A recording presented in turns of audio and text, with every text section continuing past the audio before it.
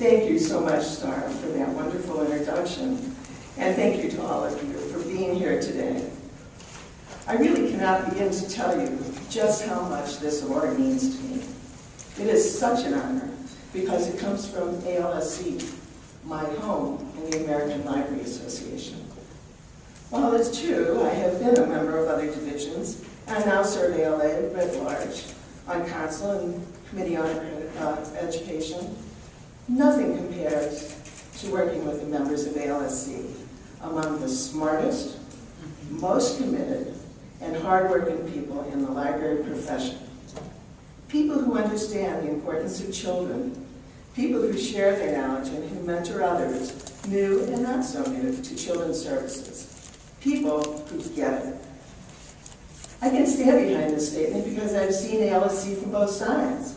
I started out as a member of the Local Arrangements Committee, helping on the Newberry Caldecott banquet, doing whatever the then executive director told me to do.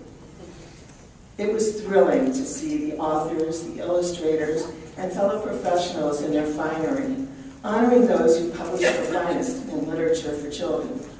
I think that's when I began to dream about being on the ALSC staff. I knew then that I wanted to be either an academic, work at the Library of Congress, or work at the American Library Association. And how fortunate I've been able to do all three. In order to reach one of these goals, though, I served on committees, the ALSC board, and many different task forces. I did whatever I was asked to do. Why, you may ask? I did it because I was learning from my colleagues, which made me a better librarian at my job. Friendships were formed, giving me access to colleagues all across the country.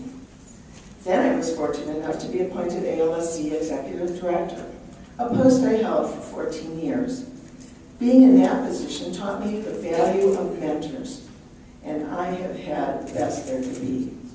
I have learned from watching library leaders, asking for their help, and reaching out to members that I knew had the expertise needed for various projects. And everyone came forward to help. How lucky was that? So I want to share just a few things that I've learned across my career. First, you have to believe in what you're doing. That is, you have to get up every day thinking you can make a difference. You have to increase your skills and keep on learning through further education and continuing professional involvement.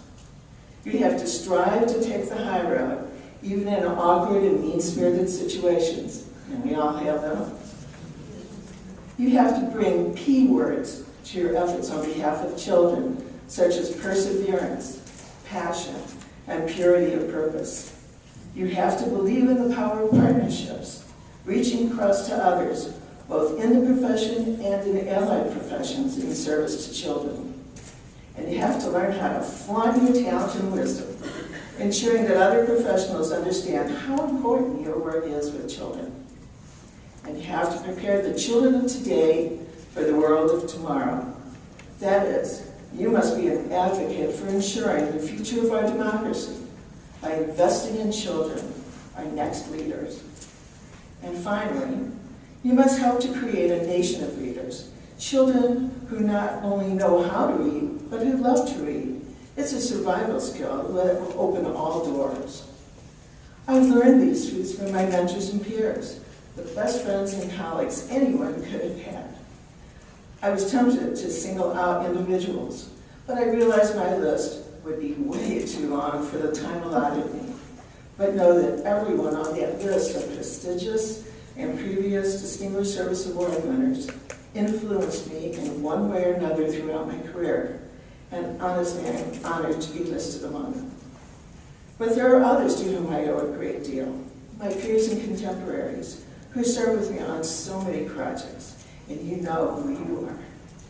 But the future of the profession is in good hands. In my most recent position as Dean of the Graduate School of Library and Information Science at Dominican, I saw firsthand the next generation of library readers, and they are terrific. So I thank you again for this honor, especially the DSA Award Committee that Star mentioned by name, Marianne Creamer, Linda Ernst, Angelique Copa, Kathy Simonetta, and Cheryl Maria Salvador. And I also want to acknowledge, because I know how hard that staff works, the ALSC staff under the direction of Amy Strittmatter.